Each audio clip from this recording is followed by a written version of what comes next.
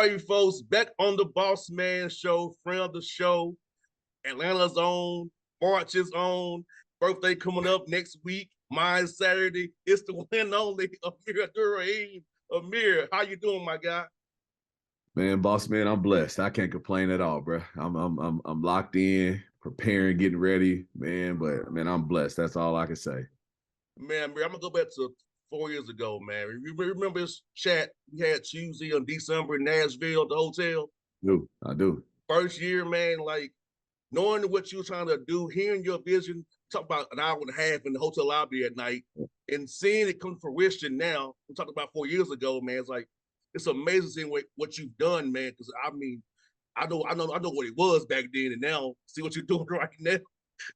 How far have we both come since that talk in December? I'm 19, bro. No doubt, man. It's I always try to think, man, of myself, man. I'm a young guy, but man, I got an old soul, man. I'm an old school dude, man. I'm cut from I like to think I'm cut from a different cloth, and what I was raised on, I was raised on hard work. I was raised on perseverance. I was raised on resolve. So, when we sit in that lobby of that hotel in Nashville and we talking about, like where we were then and what we needed to do to get to where we are today, man, it was just not swaying from that vision, man, not swaying from those beliefs and those principles. And man, again, I don't do it by myself, man. I've been really fortunate. Like I've said this 100 times, and I want to say it a million more times if I can, that I'm blessed to have a great staff, but we have great kids, man, and we've been really intentional about who we put in our environment. And because we were intentional about that, man, we sit where we are today. And no doubt, and you didn't go the Porter route. A lot of people go that route. You stuck to the course. The Overton stuck behind you as well because as you know this because they don't give you time to really build a program and build it the Right. right way. And you got a chance to build this the right way. Coming from what we talked about at 19 to now, and the guys who you winning with a lot of them you brought in yourself and there with you. You've been there for a long time, like Terrell, Youngblood, Jennings, all those guys were Yep. being with you and could Yep. grow into their roles and grow with you as you become a better coach as you get older. So, man, it's just beautiful to see, man. For what I know, because I know how I used to be. It's so happy to see what it is now, brother. It really Right. is. Yeah, no, man. Like, boss man, I think some jobs, right? I think each job is different in their own in its own right. And some jobs you can build it with the portal, right? Because you have the resources, you can be particular about who you take, right? But there's a lot of jobs, man, you gotta be intentional, right? In building it.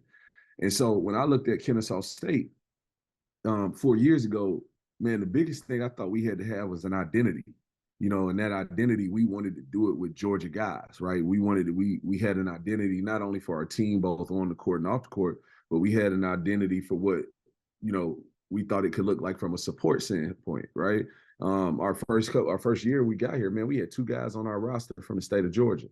Now I think we got somewhere between 8 or 9 guys on our roster from the state of Georgia, and we've been able to sprinkle in, a guy from Virginia, a guy from we got Eves Comber from Leeds, England, right? Like we've been able to sprinkle in guys here and there, but like the fact that we've been able to do it with Georgia guys, when you saw that environment on Sunday in the convo, man, it was because, yeah, we worked hard, we stayed the course, but people know our guys, people can relate to them, people want to support them. And so, man, I just look back on it and say, you know what, man, it's like Nip said, man, we went through every emotion with it. We didn't quit. That's the only distinguishing factor, is that we didn't quit. We stayed with what our vision was. And, man, God blessed us to get to where we are. And you know what, Amir, you guys are in that community. Being there on Thursday night and then seeing Sunday, man, the environment in the convo, man. I was happy to see. I remember when there wasn't nobody out there, so it's like so seeing that environment in the convo. I mean, the band, the music, the spirit squad, man, everybody there, man, having you guys back, and it really helped you win that game, that environment and energy, man. Both of those, because every Queens was a tough game. Liscombe a tough game. There's McGee and Liberty a tough game. That crowd, man, that convo, record crowd, 3805. Had Yep. you guys back, give you the energy to push over the top there. Yeah, nah, man, and you know, home court advantage is real, especially in March. You know, home court advantage is real, and for us, you know, we're so used to being on the other side of it, right? Our first couple of years here, man, like to get a good crowd to play in front in that type of environment, you had to go on the road somewhere, right? Well, now to be able to do it in the convo, you know, like what you said with the band, you know, with our student section, you know, you look behind both of them goals, man. Our student section, man, it's elite, man. I put it up there with anybody in the country. I wish we could find a way to get them closer to the floor, but you know, they did. They made the difference in that Queens game. They made the difference in the Lipscomb game, and for sure, you know, in that Liberty game, because to win 3 games in 6 days, you know, like you're going to be fatigued as a player, but to have people out there pushing you and cheering for you and rooting for you, it gives you that little bit of extra adrenaline, that extra energy you need to finish the job. And man, you know, that's a testament to our guys, you know, and how they carry themselves on campus, how they carry themselves in the community, that people even from around here that, you know, whether it's Cherokee County, Cobb County, Canton, Georgia, Woodstock, Kennesaw, Ackworth, you know, Marietta, people came and supported these guys. And it's a cool thing to see. No doubt, man. And talk about this, Amir. No, you guys, as sad to say, you lost on single day to Queens, was able to Mhm. come back, get your mindset right again for that tournament, man. So it's about getting you guys to lock in after that tough loss, win those last 2 games, then lock in to play Queens again. Another tough game in the Convo, and then Yeah. be on that road right there, brother. Man, yeah, that's a great. I thought that's a great question, and I wouldn't say it was a turning point in our season, but it definitely was a memorable part in our season because we had had pretty good success up to that point. You know, if we win that game, you know, if we win that game against Queens that day, I think all we had to do was go on the road and get 1 or 2, right? Well, we lose that game, right? And we didn't look like Queens did a really good job against us that night, right? They played hard. But like we had some stuff that, you know, we were really uncharacteristic about. And one of my favorite books, man, I've ever read is The Energy Bus by John Gordon. And there's a point in the Energy Bus where Joy, the bus driver, is asking the passengers, you know, what is this challenge preparing us for?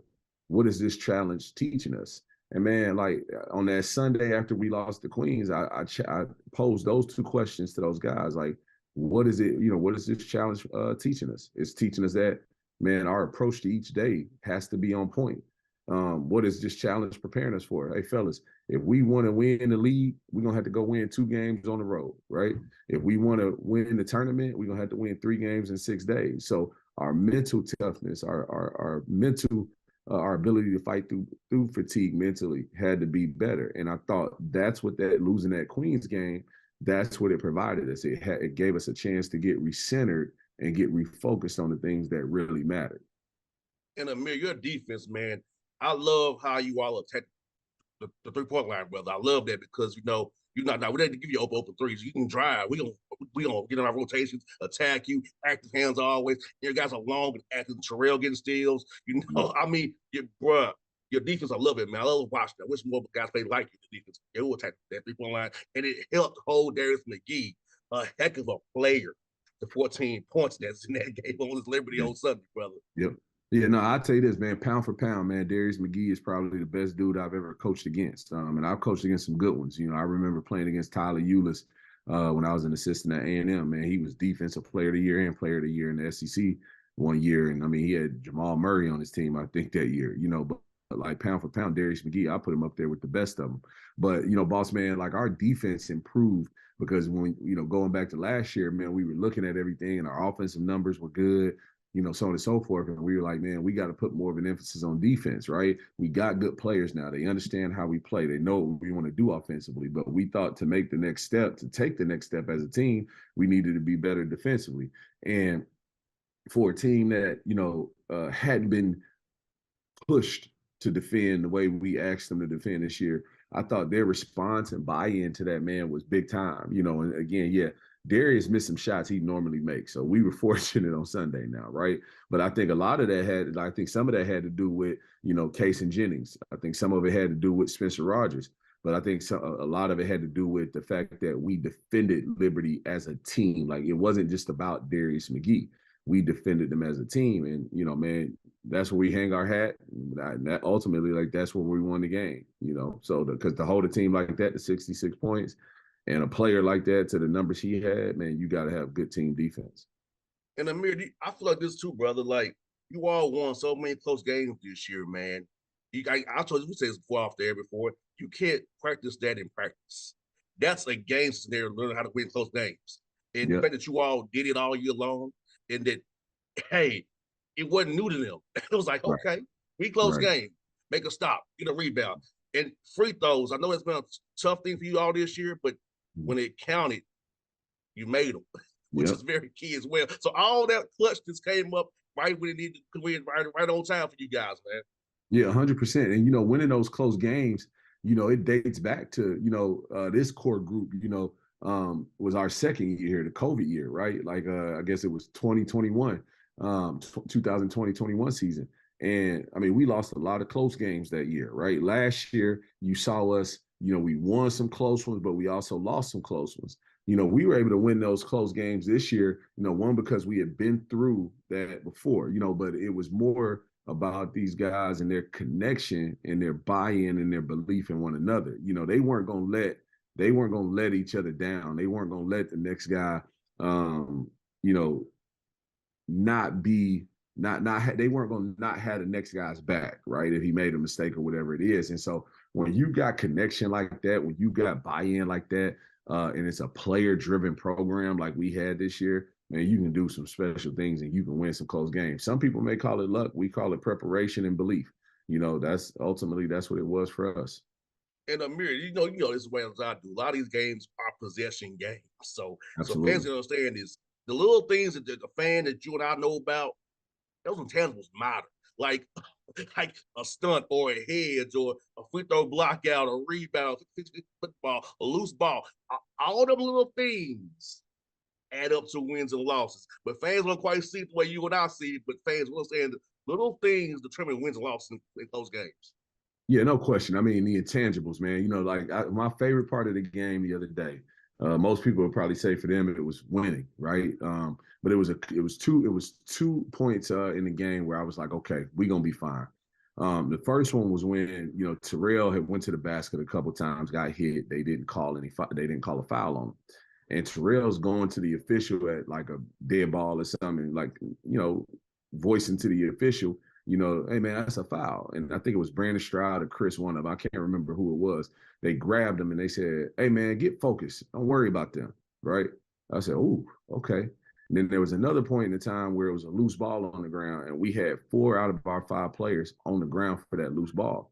I said, okay, we're gonna be fine. Literally, like I'm like, man, we're gonna be fine. And so again, the small things, like this goes back to 4 years ago. Man, in order to win big, you got to have small wins. Small wins can come in a lot of different ways. I say it all the time. The reason why we're where we are today is because our habits off the court match our habits on the court. Man, when we got here, boss man, our team GPA was a 2.2, I think it was 2.2, 2.3, something like that. We've averaged a 3.0 team GPA since we've been here. That's a win. That's a small win, right? Being more active on campus in the community, small win, right? Like now, those small wins add up to a big win. Loose ball, that's small win, but it adds up to the big win, right?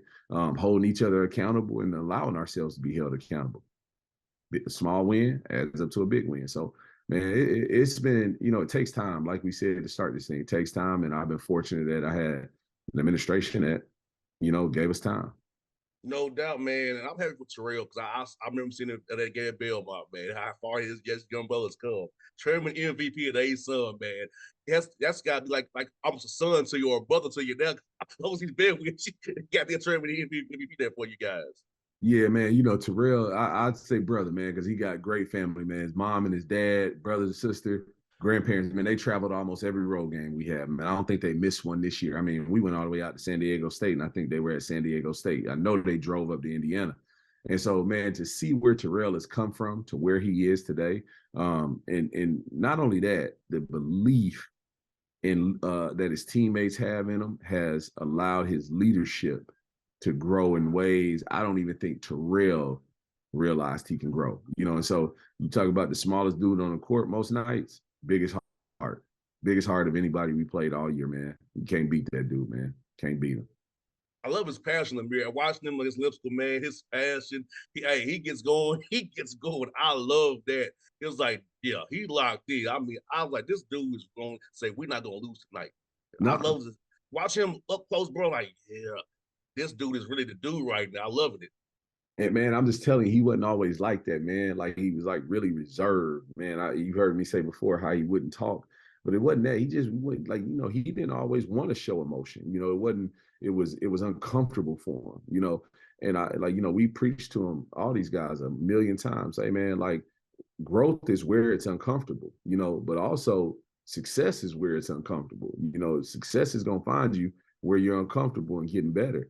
And so, man, he means so much to our team because not only his ability to score the ball and pass the ball, but his like when he is locked in and competing, like man, them dudes they play for him. They don't want to let him down. Like I asked him one time, man, in Savannah between our North Florida and Queens game on the road. I said, hey man, how many of y'all dudes play for him? Every hand in the room went up. I told Real, it ain't never a day you cannot lead then. If you know everybody in here play for you, every day you got to lead. And he is who he is because he's accepted that responsibility and know how much his teammates count on him. No doubt. I want to ask you about also Chris Youngblood and Stroud, man. Them dudes as well, man. I really enjoy both of their games, man. I think fit off Terrell very, very well. They fit their roles very, very well for your team. I just love what those guys bring to your roster as well, brother. Yeah, man. I tell people that know me, man. I say it all the time, man. Coach Royal Maxwell down there at East Coweta, man. I love that dude forever, man. Not just because he gave us two really good players, but man, not only did he give us two good players, man, he gave us two good players that have been coached at a high level, man. Right. And when you got guys that have been coached in high school, they're easier. I shouldn't say easier to coach, but they accept coaching easier in college. Right. And so, Royal Maxwell at East Coweta, Brandon Stroud's dad, Derek, who coached those guys with the Georgia Knights, man, they coached these dudes. And I mean, they held them accountable. And so when these dudes come in, these are two guys that I think have started probably 85 to 90% of their games, in college since they were freshmen. And so what they provide, what they bring is not just, it's not just Chris's ability to score, Brandon's ability to score and defend. Man, they bring a swagger, man, that our program didn't have. They brought a toughness, a competitiveness that our program didn't have, right? But again, I will go back to this, man, them dudes were coached and they accepted being coached and you can't beat it. You're right about that. That's the key to willing to be coached. I mean, that's the name of the game right now in college basketball. Are the guys' egos too much, or they will actually be coached and get better, accept the process day by day by day? And then your guys are doing that to the highest order, and it's paid off with 26 wins this year. Thank you. And doing big things over there, brother. Yep. Yeah, and that's all those guys, man. Again, we told the guys last summer, hey, it ain't gonna be about talent no more. It ain't gonna be about ability. We have all those things. It's gonna be about connection. And one of the things we did last summer, Bossman, I read the 5 dysfunctions of a team on my own. But then at the end of it, there's this survey, right, that you can give your team, whether it's a company or a basketball team, whatever it is. But before I gave them the survey, Bossman, I asked them, I said, guys, do we have an absence of trust on our team? No, we trust each other. We trust each other. Okay. Do we have a fear of conflict? No.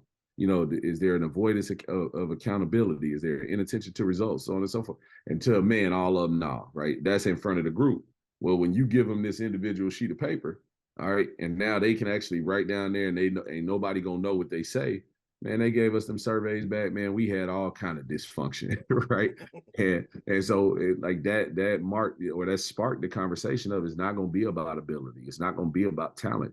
It's gonna be about our connection. It's gonna be about, are y'all intentional about your relationships with each other? Will you hold each other accountable? Will you allow yourselves to be held accountable? Will there be a fear of conflict? Because in anything you're trying to do and do special, man, like it's like with the staff, for example, like, man, there's times we disagree, right? On whether it's philosophy, a play, a defensive coverage, whatever it may be. We disagree. I encourage that disagreement, right? Because in that disagreement, we can find a common ground. I don't I don't have all the answers, right? I don't, right? I know I've done it this way for, a number of years, but Ben Fletcher has been a part of winning at Troy. William Small has been a part of winning everywhere he's went. Same with Percy Williams, Griffin McComb. Guys, tell me what y'all think, right? So we can get to a common ground. But the best thing I love about this staff is when we walk out this door onto that court to present whatever we're presenting to those guys, we're one.